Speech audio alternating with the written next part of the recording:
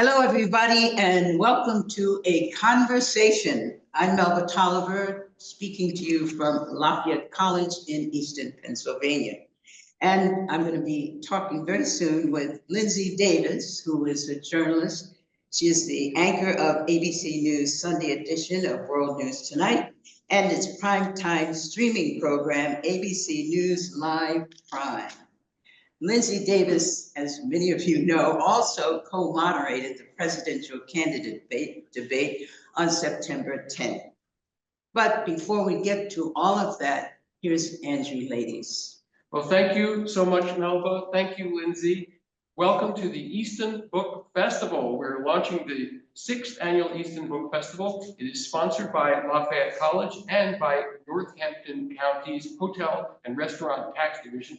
And by the way, Easton, Pennsylvania, where Lafayette College is located, is in the swingiest of swing counties of Northampton in Pennsylvania. And Lafayette College was selected to be the venue for the vice presidential debate by the Committee for Presidential Debates. And that was canceled. But happily, we are presenting this program at Lafayette College through the Easton Book Festival and featuring Linsey Davis. And I'm going to turn things back over to you now. Okay, and finally, I want to say about Andrew Ladies that he is the co-owner with his wife, Rebecca, of the Book and Puppet Bookstore in Easton, which has moved to a brand new, fabulous location on Northampton Street. So anybody in the Easton area, be sure to go in and visit. I also want to let you know that this guy, as if he didn't already have his hands full, is the independent publisher of this memoir, Accidental Anchorwoman, a memoir of chance, choice, change, and connection. It's my memoir. And I think in the course of this conversation with Linsey and wherever you might pick up the book and leaf through it, you're going to see the interweaving threads of this chance, choice, change, and connection, especially. We're experiencing it really right now.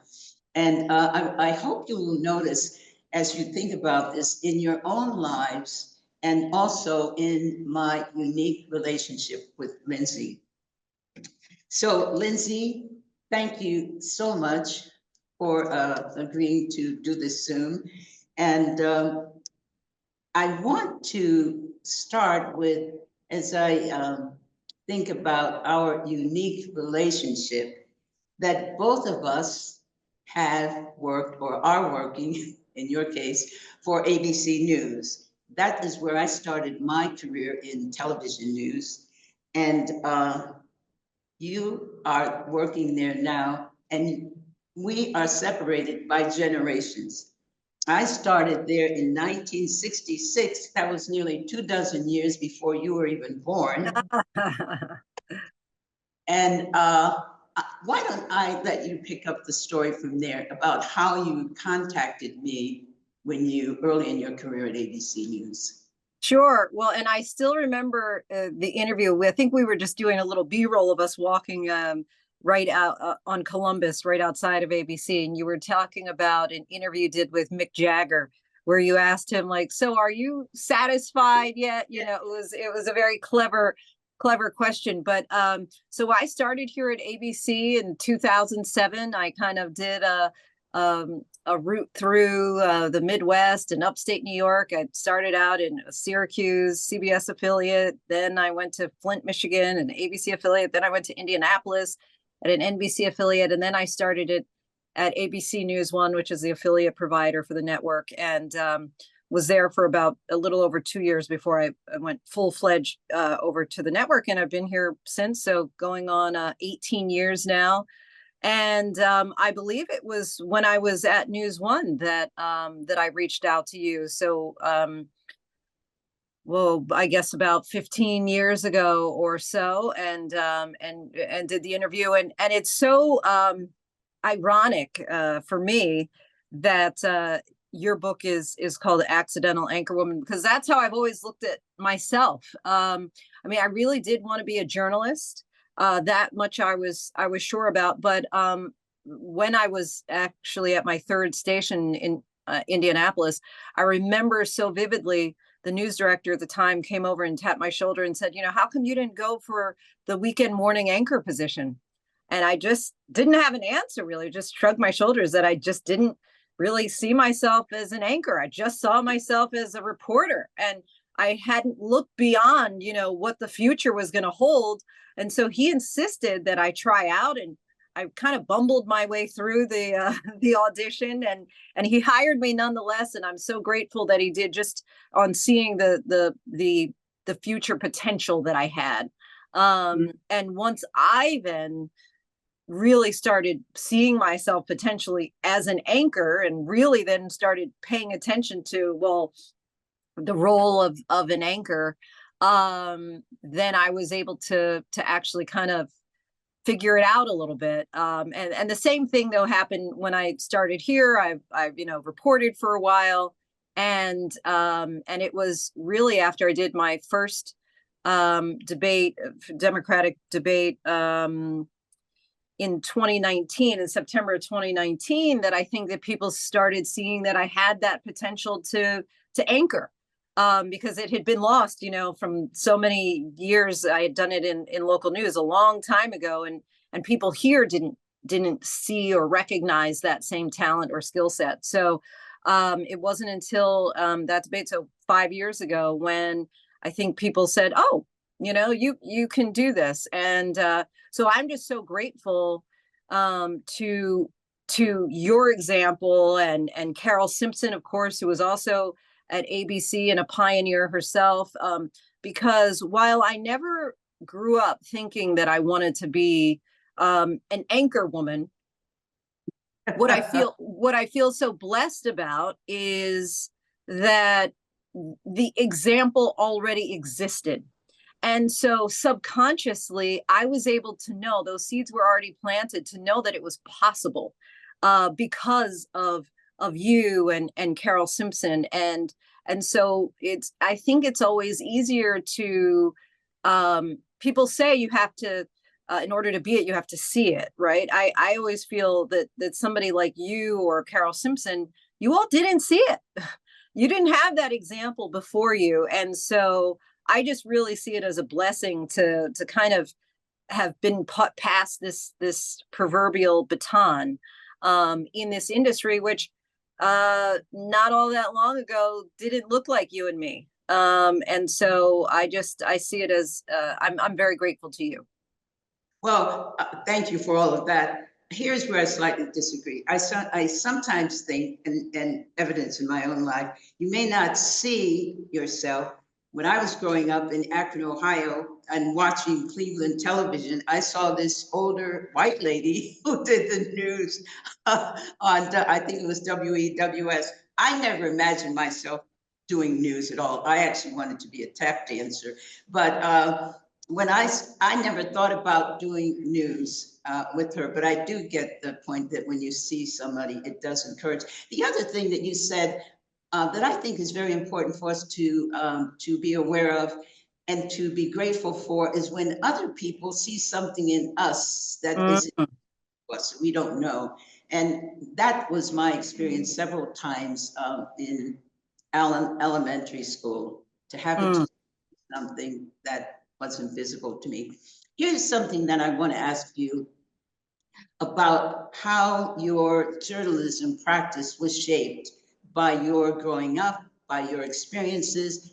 How did it shape, all of these things shape what is now your kind of worldview and your practice of journalism?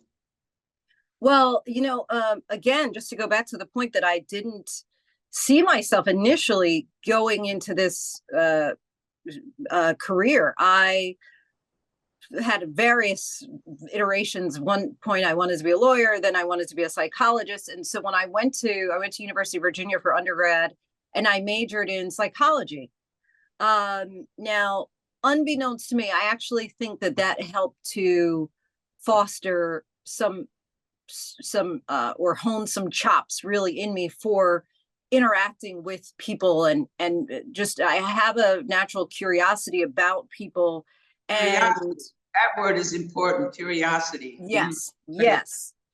So I thought I wanted to be a psychologist, and at a certain point, I studied abroad for my third year, second semester of third year. And I had already fulfilled all my course prerequisites, all the requirements for my psychology major at that point. So I could take whatever classes I wanted.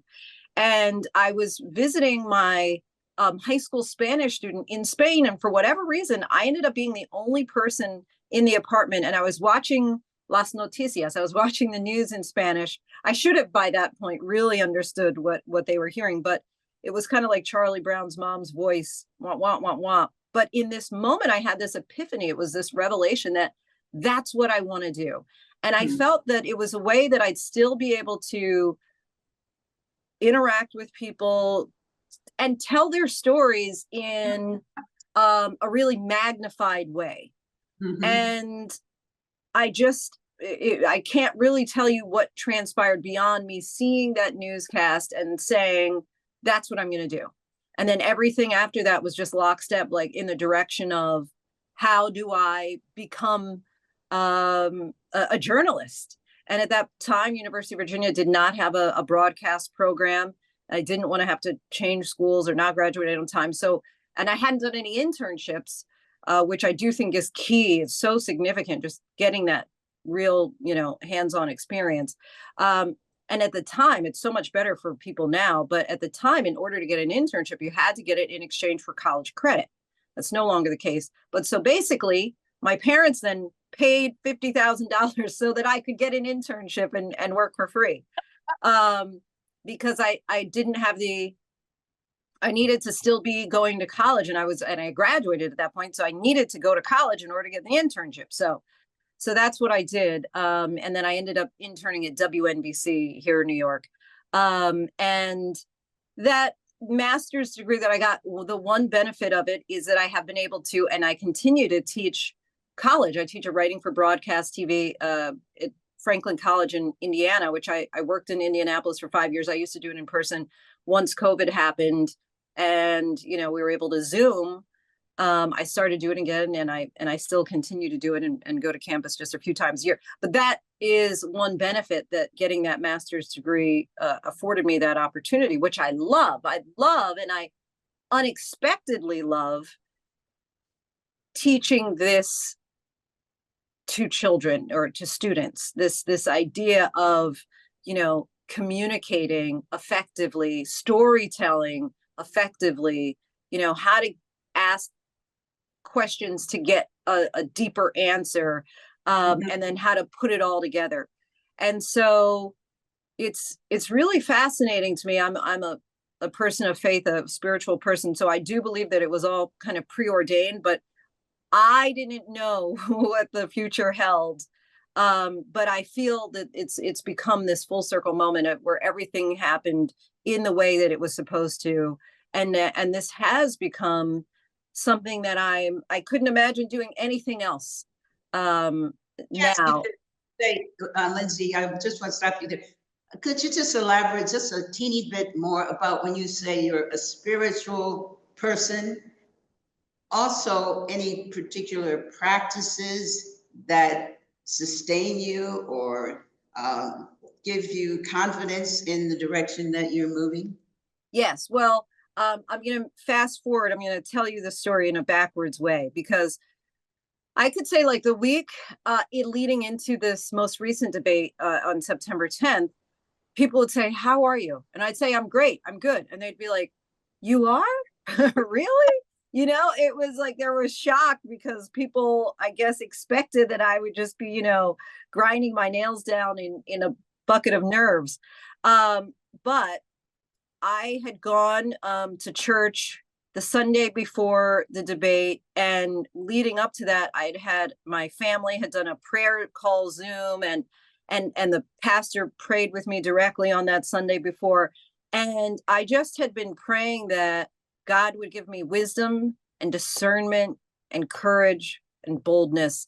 And I felt, and it was so interesting because one of the deacons who was in the room when the pastor prayed with me, and I became really emotional about it. And I said, I just want to be able to be courageous. I don't want to be nervous, and the deacon said, God already answered your prayer.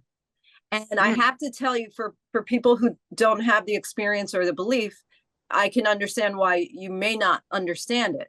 But I have to tell you that when I left church that day, and I drove myself straight from church to Philadelphia to practice to the site where we were gonna, be doing the debate.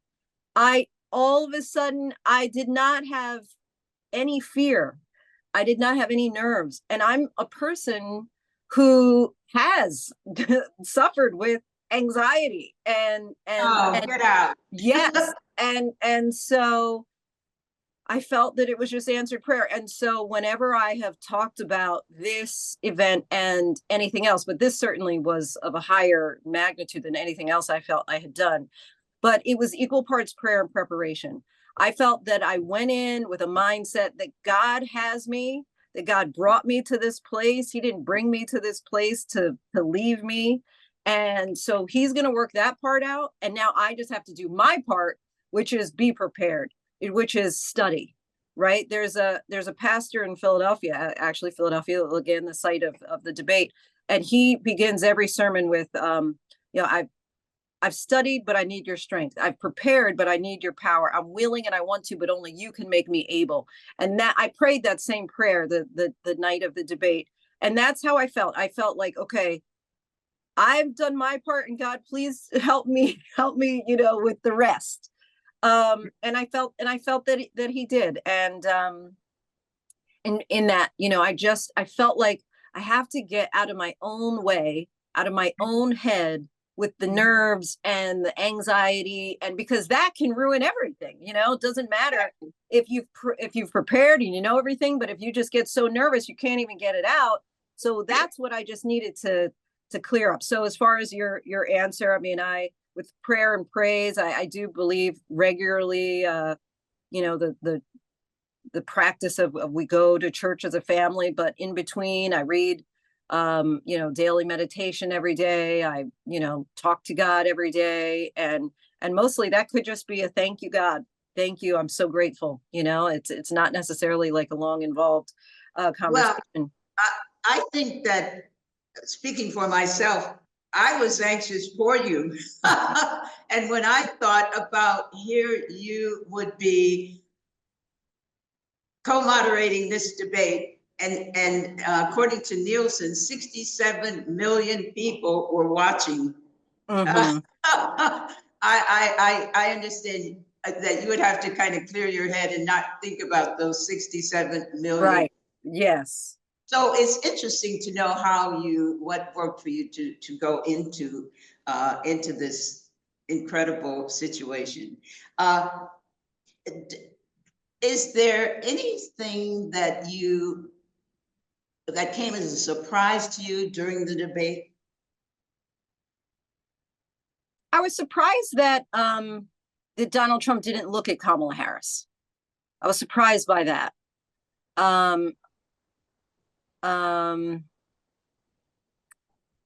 That might be. I was prepared for it to get more cantankerous than it did, but I thought it was good that it kind of stayed, in the lane. But no, I would say that it would be hard for me to have been surprised because I had prepared for so many possible outcomes. I had prepared for the crazy to happen. So I guess it would have been hard to surprise me, but in the end, I thought that it followed the typical course of if there is a typical debate. I thought that it kind of followed that. Now, did the executives, and the producers and other people working with you and David, was there a goal that was set?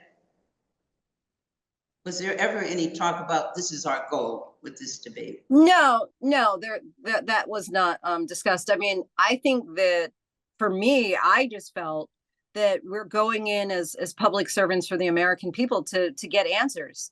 And for those people who remain undecided at that point. Less than 2 months out from the election, we want to try to establish some daylight between the two candidates to really understand, if this is what's important to you, this is where this person stands, and if this is what's important to you, this is how this person feels and how they're planning on executing that if they are to get into office. So it was really just to highlight differences between the candidates. Well, I had, when I knew that we were going to be in this conversation, talked to a number of what I call everyday ordinary people, asking them, what would you ask Linsey if you had an opportunity to ask her about the debate? And most people said, oh, I don't know what I would ask her. I don't know. Last night, I called my sister Connie, who lives in Columbus, Ohio, and I asked her that. And she says, I don't know what I would ask her. And I said, you mean you weren't curious at all about the debate? And then she says, I'm not really into politics. And I said, well, what was your reaction to the debate? And that's when she lit up. And she said, watching the two people on her TV, noticing the difference between the two people. Mm. And speaking for her, she said, one person was so lively and alert and energetic and like, I ain't scared of you attitude compared to the other person.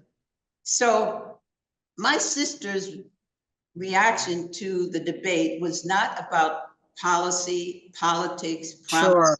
Sure. It was looking at her TV and seeing these two people whenever they were in a split screen. Mm-hmm. Mm-hmm.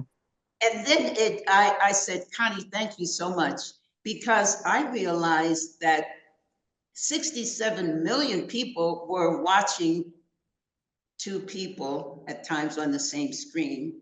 You and David in the studio were not seeing the same thing. You were seeing the two candidates. Right, correct. So just comment about this, just from the standpoint of our different experiences of the same event. Sure. You as the moderators and people, 67 million people. Yeah.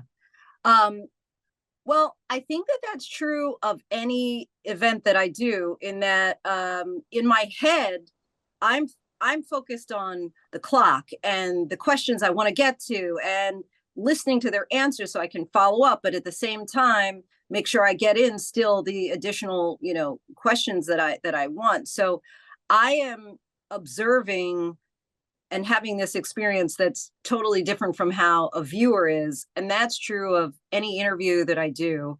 And so it's easy for everybody to Monday morning quarterback, right? For any scenario. And there are things, this debate, no different, where, that night in the shower, you're kind of kicking yourself like, oh, I should have done this. I could have done that, and that I think is just kind of a part of it. But being in the room, as you say, because they were, I think, about 6 feet apart. So I had to either make a conscious decision to look to my left and look at Donald Trump, or look to my right and look at Kamala Harris. I didn't have the benefit of being able to see them, an inch apart on my screen. So I wasn't able to necessarily see, unless and I did kind of look over every once in a while for both of them for the reaction shot to see, oh, how is he responding to what she's saying? How is she responding to what he's saying? But it was totally different for the person who was observing this on their television screen. And it wasn't until maybe 2 days later when I was able to watch it on my TV screen to really get the same experience, I think, that the people at home did. I mean, one thing that I will say to, and they probably rarely get a shout out, but to our set designers, it was such an intimate studio where we were. And we were so close to them, and it was very dark. And it was, people often use the term, it's hard to hate up close. I don't know if that's true in a debate, right? But but But it what's did that feel expression again? What is the expression people say? that What? it's hard to hate up close. Up close. Yes, Okay. like when you're actually with someone, right? It's a more intimate and close setting. And that's what I felt, that it was like we didn't have the really bright lights of, the megawatt set. It was really kind of just a close, intimate setting, which I loved. And I felt that I was really able to experience their emotions and their response in a different way than when I've done this before, and it's a stage and it's kind of, you're far removed and there are a bunch of people. It was just it was a different experience, and one that I will always remember. I'm feel so blessed that I was given the opportunity to again be that public servant on behalf of the American people. I think that one thing that people rarely pay attention to is being a debate moderator is a real thankless job. One half of the country is going to be happy and one half of the country is going to be Yeah. and that is I guess just to be expected, and you have to kind of go in with that mindset. And I still feel that now, that people think I did a terrible job and shouldn't have done this or should have done that and didn't do this enough. I was going to ask you about that. I just wanted to bookmark, though, about the split screen and that kind of people seeing what they saw. The two old adages came to mind. The camera never lies, Mm. and a picture is worth 1,000 words. Mm-hmm, mm-hmm. And us being in TV, an image, definitely an image machine, as compared to somebody who's writing for a print publication. There's such a different dynamic there. There is, yes. So I thought about that when I thought about what my sister said, or what her reaction was. Those two old things came to mind. And here's something that's, for me, fascinating, and wonder how you handle it. You and David were almost as much in the news as the two candidates. People reviewed and critiqued your performance, and negatively and positively. And there was one critic on Fox News who said that you are not a real journalist and that you are a propagandist for Kamala Harris, while the LA Times said that you have quietly become a rising star at ABC News and that you held Trump's feet to the fire and provided a show-stopping moment when you made the simple statement, there is no state in this country where it is legal to kill a baby when it is born. So I guess you got, as you were starting to say, half of the people thought you were terrific, other half, probably less than that, would say, oh, they should be fired. And yes, there was one article that said we were in fact fired. There were a bunch of publications that picked up this. I don't know where they get it from. Something that suggested that we were fired. Look, I had gotten some really great advice from Dana Bash, who moderated the June 27th presidential debate prior to me doing this one, and she said, "Don't read social media. Don't Google yourself before or after. Don't." And that's what I really have stuck to. I think that it was great advice. I think I would be driving myself crazy if I really listened to, all the praise or reverse the negativity. I mean, I'm certainly aware of some of it just by essence of what we do in the news and just being knowledgeable, but I don't seek it out. And look, I did what I felt was a service to the American people, and people will always have varying opinions of whether that was a good job or whether it was a terrible job. And that will have to be for other people to, decide. I can't, get all twisted up based on that. There are certain things that I've read and I've thought, that person has a good point. That may have been a negative, it may have been an attack on me. And I'll say, okay, that, yeah, maybe I can understand that, how somebody would have that perspective. And then, we have to move on. I know that I did not, a lot of the things that were suggested, I don't even feel that it's worth the time to get into the falsehoods of the conspiracy theorists that they put out there. But in the end, I think we had a job to do, and we did the job. And your bosses were happy. I believe so. Yes, I believe so.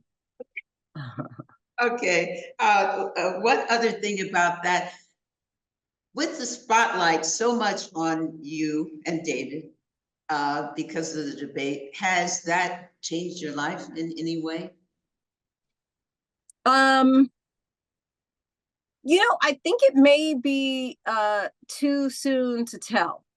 I don't think in the what are we, almost a month after, I wouldn't say that it has been life-changing.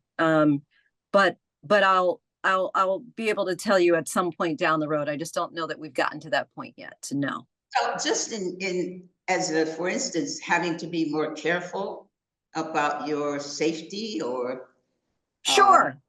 Yes, that is certainly something that I'm more conscious of than I was prior to September 10th. Okay. All right. Now, as I won't say most people, because I don't know most people, but people I talk to and what I read talk about us being in an era of misinformation, and misinformation that spreads so quickly. As a journalist and your journalism practice, and seeing the effect of just the technology, how does that affect your thinking or your work or your approach to your work? I think that at ABC, we continue to have a double sourcing policy. So if there's anything that we're planning on, breaking in with a special report, we have to have 2 confirmed sources. That has been, in my, nearly 18 years of being here, that's how it's always been. That's how it continues to be. And so I think that there is maybe it's unspoken, but I feel like it's actually has been outwardly expressed that we don't need to be first, we need to be right.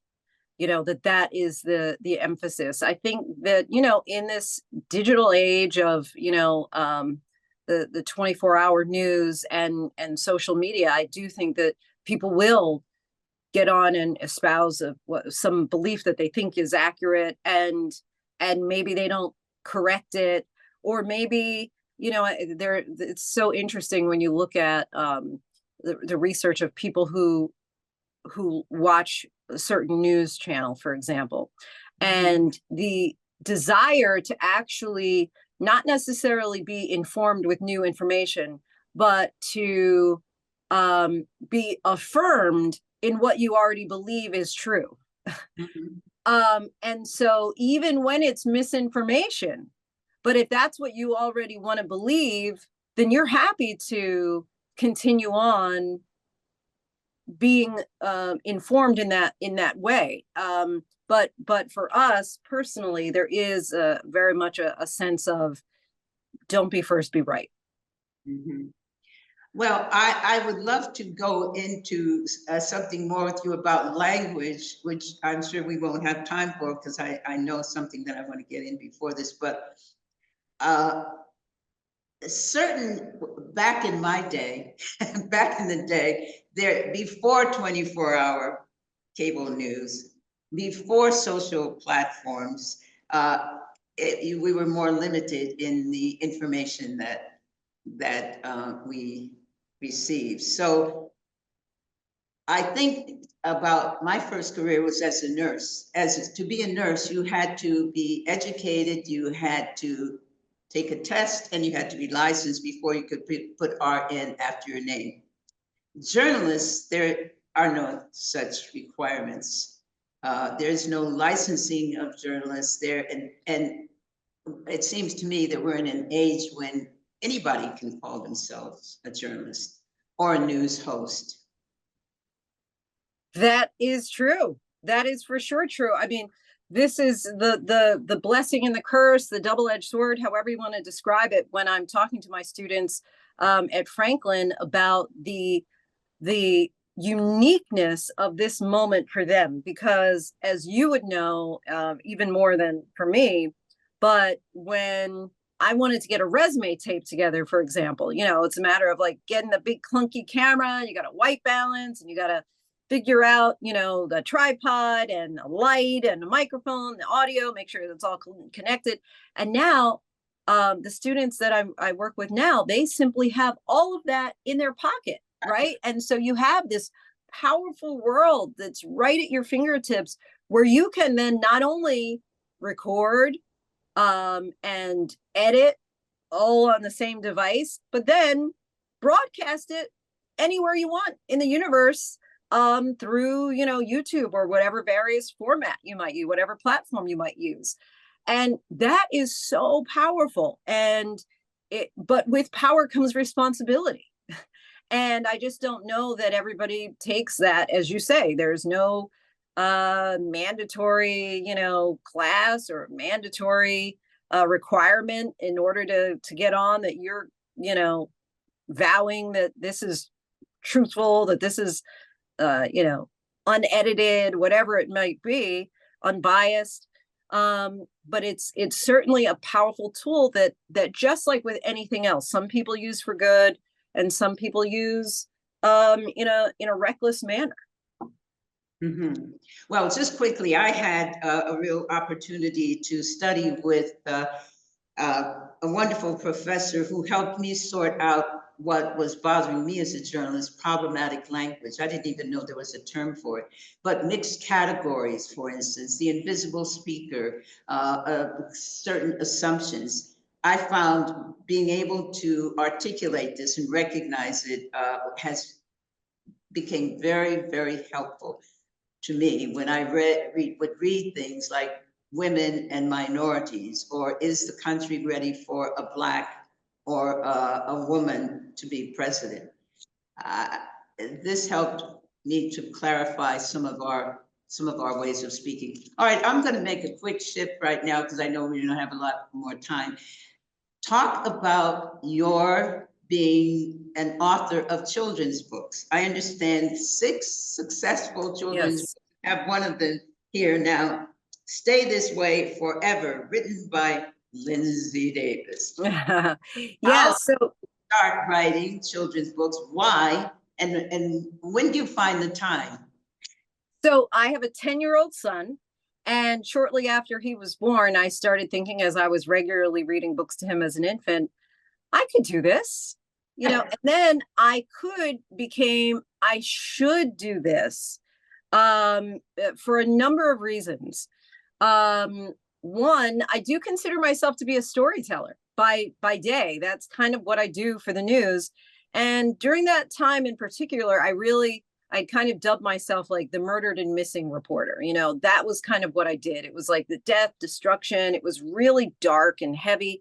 And with having a child, I felt like, gosh, I want to tell the good news, the good and upbeat news. And still I had so much creative juices that I wanted to kind of get out there. And so storytelling for children became an outlet. And there is kind of a double entendre on the good news aspect of it, in that, you know, the first few were kind of spiritual, were kind of, you know, establishing just the first book that I did, The World is Awake, a celebration of the everyday blessings. It was just, you know, my son had asked me when he was, I guess, like 2.5, Mommy, does God open up the flowers? And I thought, oh my Lord, what a question, what a deep question. And this is my attempt to kind of answer that and talk about all of God's creations and his majesty. I've then, since it's kind of unbeknownst to him, he really has been my muse, and different things that he has said along the way, one point he came home and he said, why does Santino have two grandmas and two grandpas and I just have one of each? And he became very fascinated with this idea of wanting to go to heaven and meet his grandparents. And it was something that he really stayed on for a while. And so then I ended up writing a book, How High is Heaven? And just, the time that he has grown up with, where it was very focused on, there were the protests and, on in the aftermath of George Floyd's death, that he was asking a lot of questions about race. And so then I ended up writing a book, which was something that I'd always been fascinated about, the Human Genome Project, which found that, our DNA is 99.9% alike. But while I focused on that, I also focused on that 0.1%, the me, my, mine dot, that one of a kind dot, that thing that makes you shine dot, that, our uniqueness. And so they were just all very important messages that I felt that I wanted to instill in my son. And I felt that other parents who are like-minded would want to share with their children as well. But it was something that, when you do news and you have a child and they may naturally want to see you do the news, I felt a lot of times it was too much. It was not appropriate for him to see. And writing children's books, it was something I could just share with him without being concerned about, is this appropriate? And so it was just really a way for me to kind of savor my son's childhood.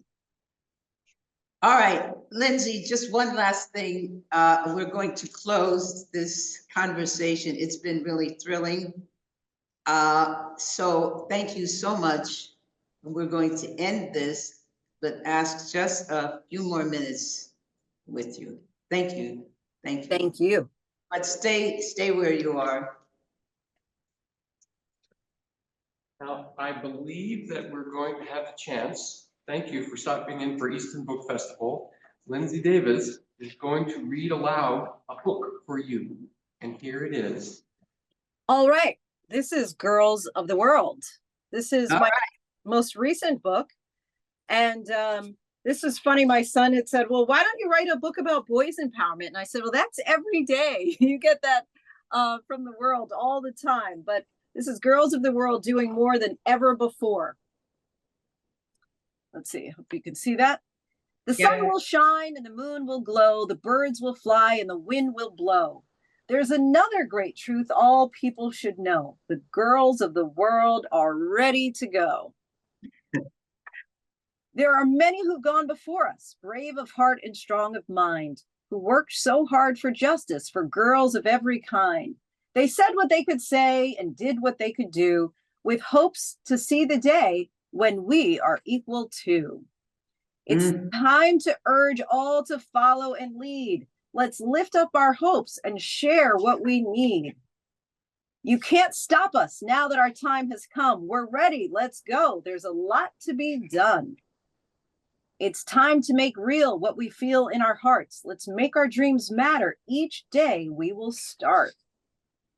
It's time that we get all the knowledge we crave. Let's act with our courage and prove we are brave.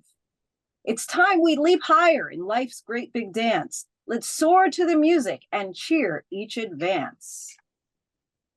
It's time to be heard by the world through our voices, speak up for ourselves and express our choices.